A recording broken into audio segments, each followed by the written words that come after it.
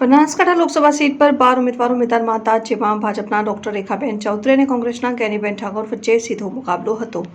Banaskantha Lok Sabha seat પર 2014માં 58.54% મતદાન થયું હતું, 2019માં 64.67% મતદાન, જ્યારે 2024માં 69.62% જેટલું મતદાન નોંધાયું ને વધુ મતદાન થતા મતદારો કોના તરફ મતદાન કર્યું તેને લઈને બંને ઉમેદવારો ચિંતિત પણ જોવા મળી રહ્યા છે. બનાસકાંઠાની સીટ પર કાંટાની ટક્કર હતી. બનાસકાંઠા લોકસભા સીટ પર 19,61,924 મતદારો છે, જેમાંથી 13,65,985 મતદારોએ મતદાન કર્યું.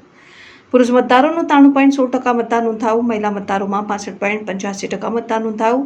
જિલ્લામાં સૌથી વધુ મતદાન વિધાનસભા અધ્યક્ષ શંકરભાઈ ચૌધરીની સીટ થરાદ પરથી 78.70% નોંધાયું, જ્યારે સૌથી ઓછું મતદાન 65% ડીસામાં નોંધાયું.